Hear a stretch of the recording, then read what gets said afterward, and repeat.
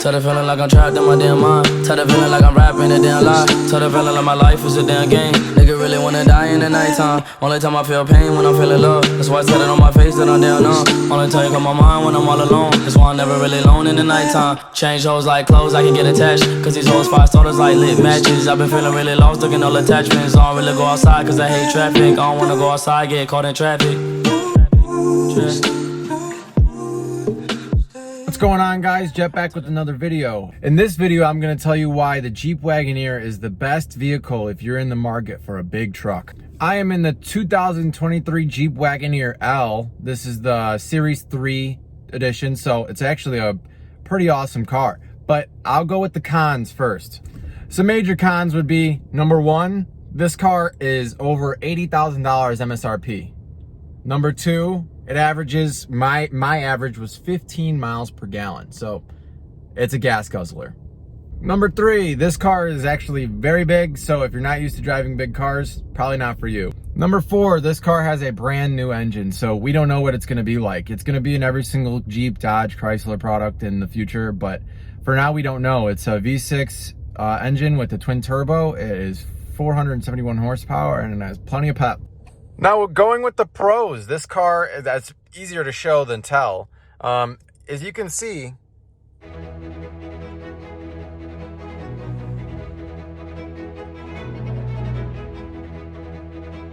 this car is beautiful. Just take a look at the inside here. While driving this car for around 300 miles, I got a good taste of what it was about. All in all, I have not really many complaints at all besides what I said earlier. You get a very pretty steering wheel. There's no little things here where you can just put your hand all the way throughout the bottom, so it's a nice comfy ride. You could ride with just your hand like this, you know, anywhere you want. Then you got your black trim throughout the steering wheel here. No blank buttons, which is a huge plus for me. I hate blank buttons. They're very ugly. You might as well just not put them on the car. Even though this is not the top trim level, usually right here you'd be getting a screen right here, and if you get the top trim level you'd also be getting a screen right here. And then you could also get screens behind the seats right here, and then there could also be a screen, I believe, right here. Now, are all those screens needed? Absolutely not. But here's some cool little features that I like about the car. Even though it's not the top trim level, you still get a lot of good little features. So obviously heated seats. This is your zone, so if you want it to be hitting your butt and your back, or just your butt or just your back, right here is your ventilated seats. Heated steering wheel is right underneath that, and you got the same exact thing on your passenger side. Right here is your infotainment center. It's very, very pretty. I like it a lot. Big screen. Apple CarPlay is working, and the wireless Apple CarPlay also works. To the right of the steering wheel is your push to start. Kind of reminds me of a airplane turbine. It's kind of neat looking. It's kind of round. Just click it. Easy as that. Now let's get you into the storage here. If you click right here, that opens up. And as you can see, plenty of USB ports. You got a Type-C and a Type-A, and another Type-C and another Type-A. A DC port right here. I'll close that so you can see it. And then moving up from there, just like the Grand Cherokee L that I reviewed earlier. I reviewed that about a month ago, so go check that out if you haven't seen it yet. It has the same exact shifter. It's a metal shifter, as you can hear. That's pretty neat. And if you want to get to your cup holders, you just click like that. That'll open up your cup holders. You got a little phone slot here. You could put your keys right here. 2 cup holders there. Close it back up. Nice pretty black trim. And then moving up to the center console. Right at the top of the center console is very neat. I've never seen this before, but I like it a lot. You move this back just like so. It doesn't feel very nice, but it is pretty nice. Now let's see. Getting in there, you have another Type A and another Type-C. Those are for charging only. Now moving up. Just move it like that again. And then we'll click this up.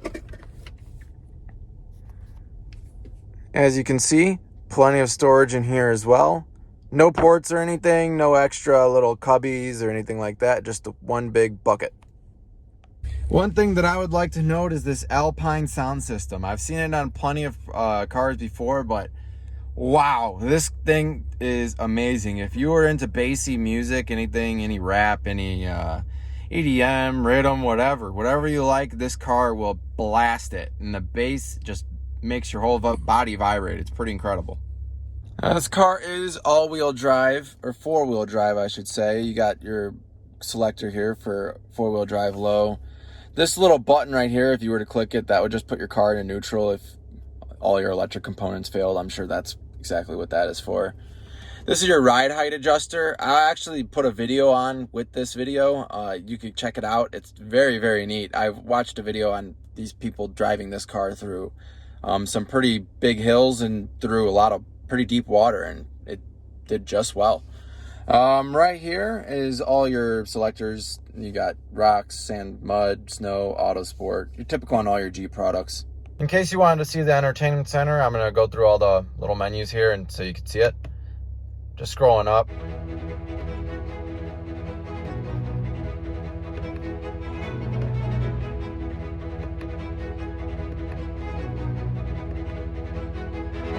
That's a cool little menu. Obviously, it shows you all your road conditions, you know, four-wheel drive.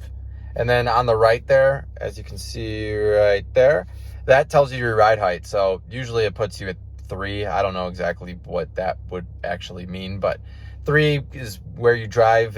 If you try and put it up higher, it'll just put you lower when you drive on the highway. And then going up again is back to your navigation. All in all, this truck was incredible. I truly have zero issues with it, and I really can't wait to get behind the wheel of a Grand Wagoneer, because I mean, man, they're supposedly even better.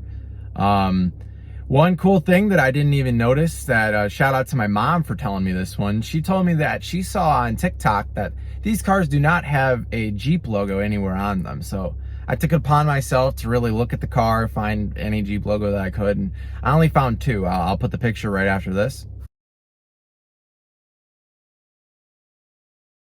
They are 2 very, very small Jeep logos. Obviously, there's one right underneath the mirror, and then there's one in the headlights. It says Jeep LEDs. So other than that, there's really no Jeep logos anywhere in the car. You could look on the steering wheel. Obviously it says Wagoneer.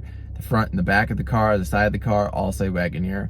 So unless you know the Jeep grill and you're familiar with Jeep, then you might not know that this is a Jeep. So kind of a sleeper luxury SUV in my opinion.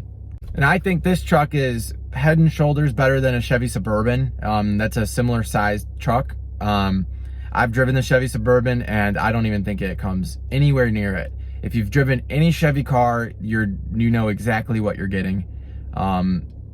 If you get the higher end Chevy Suburbans, I'm sure they're a lot nicer, but what you get the rental cars is what you get. You can't just option out a super duper cool car. So what you see there is what you get, and this is what I got, and the Chevy Suburban is what I got. So that's how I'm basing this, is my rental car experience with the Chevy Suburban, and then with now the Jeep Wagoneer. Like I said, the Jeep Wagoneer is much more luxurious. I mean, everything is plastic besides the little shifter that's metal, but everything is plastic. If you tap on stuff, it sounds a little cheap, but I really don't think you're ever going to get a car that doesn't have plastic in it unless you're spending $500,000. And realistically, you're probably getting plastic in those too. So I think it goes without saying, obviously, this truck has 3 rows, and the 3rd row has plenty of space. Another huge pro for the car. And then the 2nd rows, they have adjustable seats, so you can move it forward or backwards. So if the people in the back are pretty tall, you can just move your seat forward a little bit, and they'll have a lot more leg space. And that'll conclude the review. If you like what I'm doing, please make sure to like, follow, and subscribe. I have a lot of social media, so I'll put that on the end screen. If you'd like to see anything else, please make sure to comment. I'm replying to every single comment, so please make sure to. And thank you, and have a great day.